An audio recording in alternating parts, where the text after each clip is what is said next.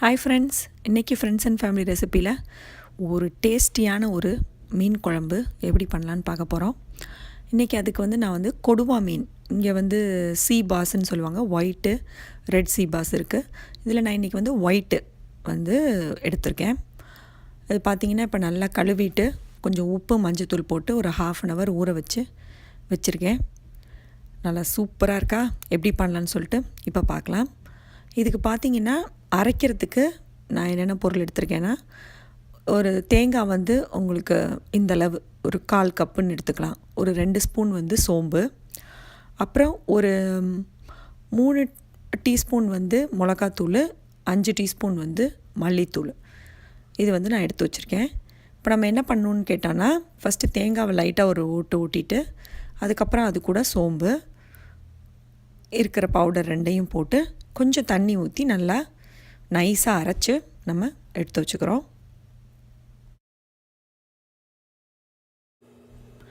இப்போ பார்த்திங்கன்னா தாளிக்கிறதுக்கு நமக்கு என்னென்ன வேணும்னா, 2 டீஸ்பூன் வெந்தயம், ஒரு 10 பூண்டு பல் எடுத்துக்கிறோம், கருவேப்பிலை, அப்புறம் அது கூட 2 பச்சை மிளகாய் எடுத்து வச்சுக்கோங்க. அப்புறம் 1.5 வெங்காயம், ஒரு 3/4 தக்காளி போட்டால் போதும். அப்புறம் ஒரு நெல்லிக்காய், பெரிய நெல்லிக்காய் சைஸ் புளி நல்லா தண்ணியில் ஊற வச்சு வடித்து எடுத்துக்கோங்க. இப்போ ஃபஸ்ட்டு என்ன பண்ணணுன்னா, நல்லா இந்த மாதிரி ஒரு பாட்டம் கொஞ்சம் ஹெவியாக இருக்கிற ஒரு பேன் எடுத்துக்கோங்க. அதில் நல்ல மணக்க நல்லெண்ணெய் விடுங்க. அப்போ தான் மீன் குழம்பு ரொம்ப டேஸ்ட்டாக இருக்கும். ஸோ இப்போ இதில் நம்ம வெந்தயத்தை போட்டுக்கிறோம். ஃபஸ்ட்டு வெந்தயம் நல்லா செவக்க வெடித்து வந்த பிறகு கருவேப்பிலை, அப்புறம் பூண்டு, பச்சை மிளகாய் இது போட்டு நல்லா செவப்பாக வதக்கிக்கோங்க. வதக்கிட்டு அதுக்கப்புறம் வெங்காயத்தை போடுங்க.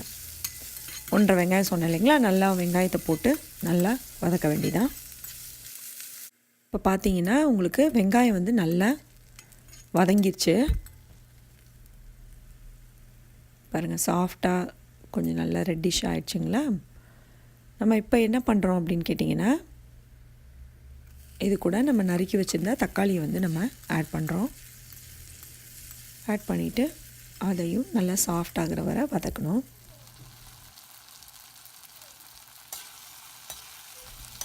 இப்போ பார்த்திங்கன்னா தக்காளியும் நல்லா வதங்கிச்சு. இப்போ இது கூட நம்ம அரைச்சி வச்சுருந்தோம் இல்லைங்களா பேஸ்ட்டு, இந்த தேங்காய் பவுடர்ஸு சோம்பு போட்டு அரைச்சி வச்சுருந்தா அந்த பேஸ்ட்டை நம்ம ஊற்றுறோம். இதை கொஞ்சம் நல்லா மிக்ஸ் பண்ணிவிட்டு உங்களுக்கு எவ்வளோ தண்ணி திக்னஸ் உங்களுக்கு வேணுமோ அந்த அளவுக்கு தண்ணி நீங்கள் எக்ஸ்ட்ரா ஆட் பண்ணிக்கோங்க. ஏன்னா கொதிக்கணும் இல்லையா, கொதித்து வரணும் நல்லா. ஸோ அதுக்கு அளவுக்கு நீங்கள் தண்ணி ஆட் பண்ணிவிட்டு, இப்போ இது கூடயே நம்ம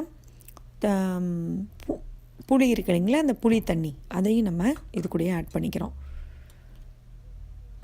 இதை ஆட் பண்ணிவிட்டு நீங்கள் ஒரு 10 நிமிஷம் ஃபஸ்ட்டு இதை நல்லா கொதிக்க விடுங்க. ஒரு மீடியம் ஃப்ளேமில் வச்சு கொதிக்க விடுங்க.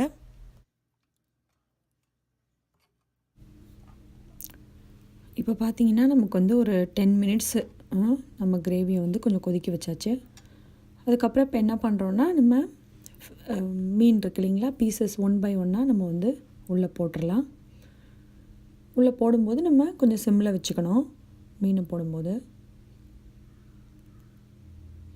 போட்டுட்டு அடுத்து உங்களுக்கு ஒரு 10 நிமிஷம், ஏன்னா ஆல்ரெடி உப்பு மஞ்சத்தூள்லாம் போட்டு நம்ம ஊற வச்சிருந்ததுனால ஒன்றும் பிரச்சனையே இல்லை. இப்போ மீன் வேகிறதுக்கு ஒரு 10 நிமிஷம் தான் கரெக்டாக. ஸோ நம்ம அதை நம்ம இப்போ செட் பண்ணிடலாம்.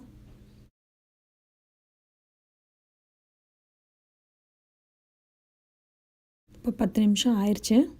அதுக்கப்புறம் பார்த்திங்கன்னா எவ்வளோ திக்னஸ் வேணுமோ அதுக்கு தகுந்தாப்பில் நம்ம அதை கொஞ்சம் கொதிக்க வச்சு அதுக்கப்புறம் இறக்கிற வேண்டியதான். ஸோ ஒரு சுவையான ரொம்ப டேஸ்டியான கொடுவா மீன், அதாவது சீ பாஸ் குழம்பு ரெடி. ரொம்ப ஈஸி அந்த ரெசிபி ஸோ நீங்களும் இதை வீட்டில் ட்ரை பண்ணி பாருங்கள். உங்களுக்கு பிடிச்சிருந்ததுன்னா வீடியோ லைக் பண்ணுங்கள், ஷேர் பண்ணுங்கள். என் சேனலை மறந்துடாமல் சப்ஸ்கிரைப் பண்ணுங்கள். இன்னொரு ரெசிபியோடு நான் உங்களை சந்திக்கிறேன். நன்றி, வணக்கம்.